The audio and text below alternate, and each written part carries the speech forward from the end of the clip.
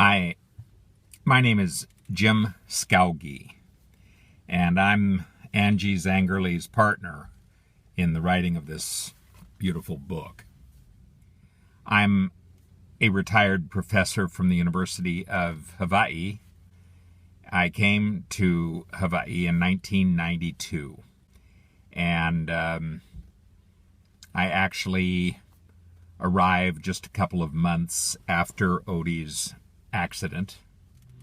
I probably was the voice that directed us to spend the first third of the book really on Angie's childhood.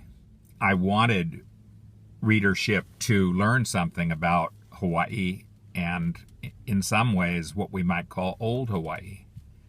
Angie grew up in a place and at a time that will never again be recreated. So for me to hear about Angie's father and his family was fascinating. He was so ingenious and so determined.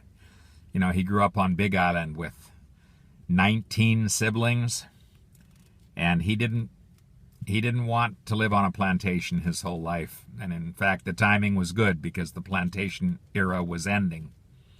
Boy, he brought new life to his family and to his community in Waianae. The intrepid fisherman and gardener and cook. I appreciated Angie's mother. She was very religious and very kind. You know, she was a gift giver, always baking for others, and Angie became that too. And that story of the doll, when she bought the nun doll for Angie for Christmas, and Angie took it apart, disrobed it to see if it had hair. That's a funny story. There were a lot of funny stories. Oh, and when she discovered that Father Churchill slept in a bed. My God. Do priests sleep in beds? And then I had to admire Miss Lee, the track coach. You know, Father Churchill was an outsider, just like I am, and Miss Lee was. It took all of us in Hawaii to make a difference, and Angie was a thoroughly local girl, a native daughter. But she, too, was greatly helped and supported by foreigners, by outsiders. Miss Lee may have saved her life at Pray for Sex Beach. She should have never taken those kids there. Angie was very aware, and even in her childhood she was aware, that the Hawaiians had suffered great abuse with colonization. They had lost much of their land. They had lost their language. It's in recovery now, but the language was at risk to be totally lost. And in many cases, they had lost their self-esteem. And she believed in the beauty of the Hawaiian people and of her community, and I think and hope that resonates in this book. All of this was new.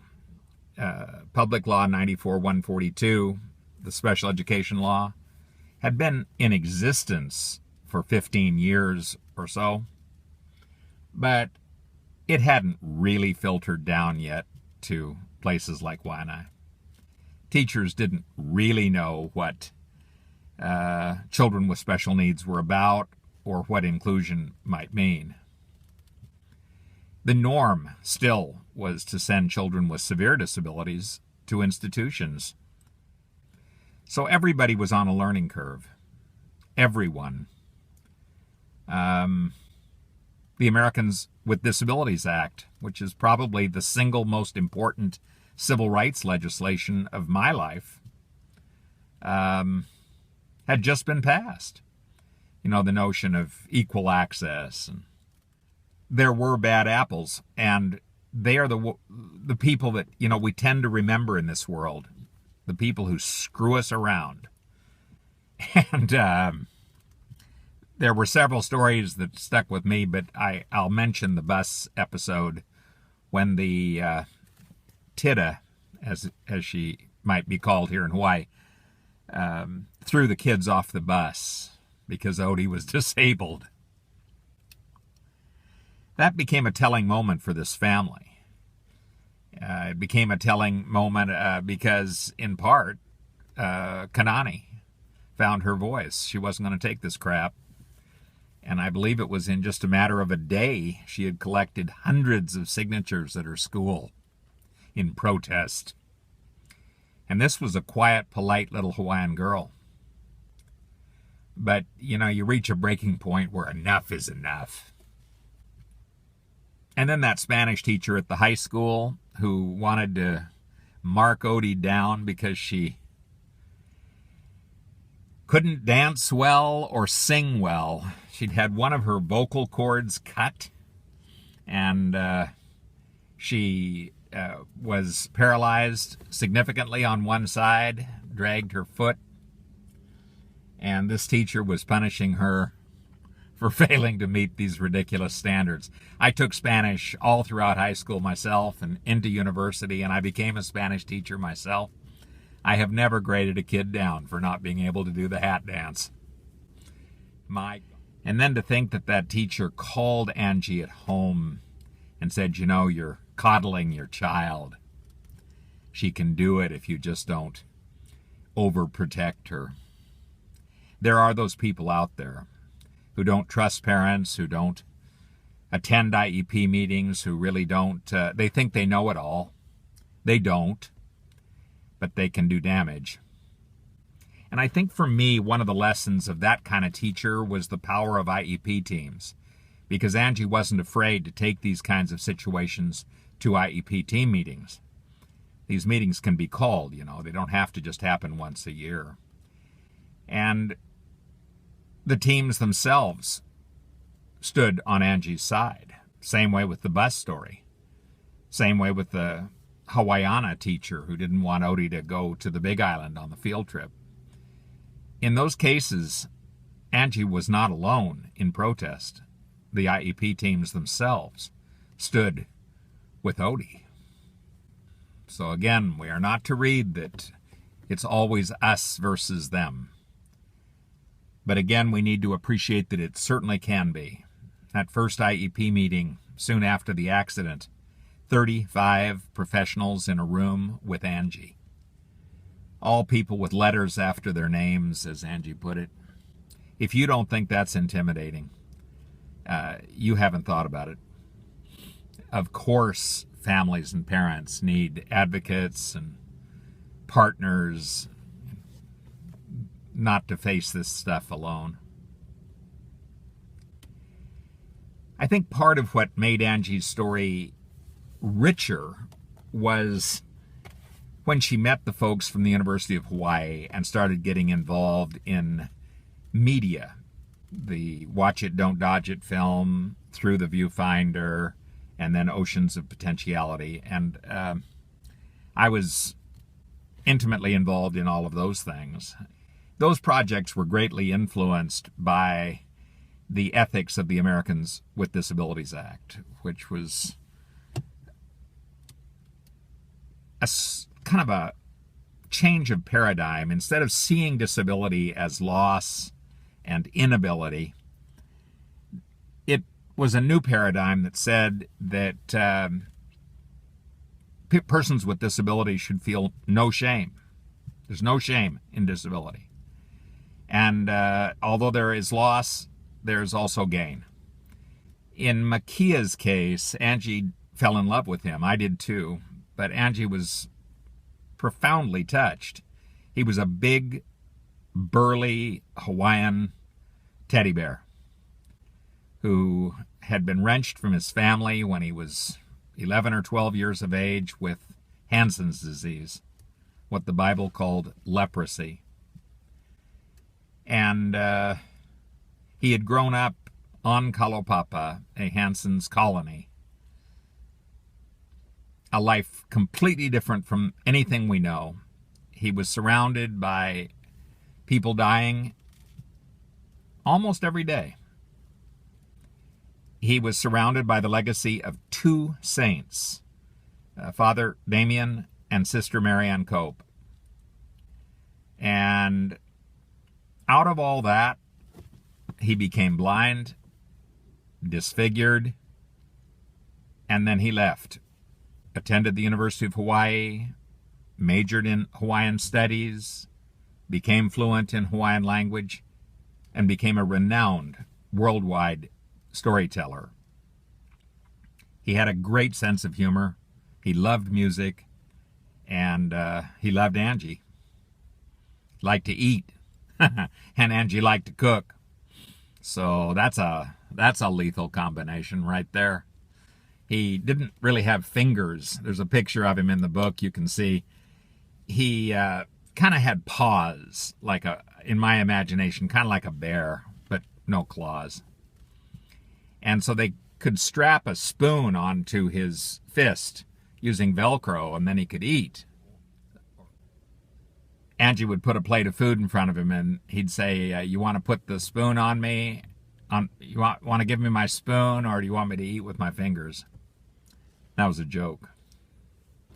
I'd also like to mention Top, Angie's husband. Top Sergeant, Top Marine. Top and Angie had been together for 2 years at the time of Odie's accident. At some point during the initial stages, Angie said to Top, you didn't sign up for this. You can leave if you want. He never did, boy. One loyal man, loyal to Angie and to the children. It was Top that made it possible for Angie to do so many of the extracurricular things she did. She'd come home and go upstairs and get on the computer to write letters and advocate and study and learn, while Top would fix dinner and attend to the kids' homework and so forth. Many times Angie noted that single parents, single moms, for example, who don't have a Top, it's unbelievable what they are going through. Unbelievable. Just to get to a meeting. Putting your child who's in a wheelchair in your car. Folding up the damn wheelchair and putting it in the back and hurting your back as you do it. Well, because of this project, Angie and I had numerous interviews, 20 or more, through video conferencing, and I've reconnected with her and with her family. She now lives in Florida, Navarre. It's up in the panhandle of northern Florida. She's very active in the Catholic Church, a couple of churches there, no surprise. She teaches Sunday school, participates in fundraisers, and she's become involved in various groups that care for people who are homeless, and in particular women who are abused and displaced, women and children. Again, I'm not surprised. She gets up every morning. She's fully retired, but she's up and out of the house going to work. She has grandchildren in the house, always. Odie lives just down the street. Odie has 2 children of her own. Amy lives nearby. She has children. And I believe more grandkids are moving into the vicinity as we speak. The kids call her Tutu. This book, entitled Tutu Lady, I realized some who read it won't really understand the meaning of that word. In Hawaiian language, Tutu means grandparent. Tutu Wahine and Tutu Kane. grandmother and grandfather. Her mother went by Tutu Lady, and Angie followed suit. It's a title of respect, and she certainly has earned mine. Okay, you've met the authors. Thanks for kind attention.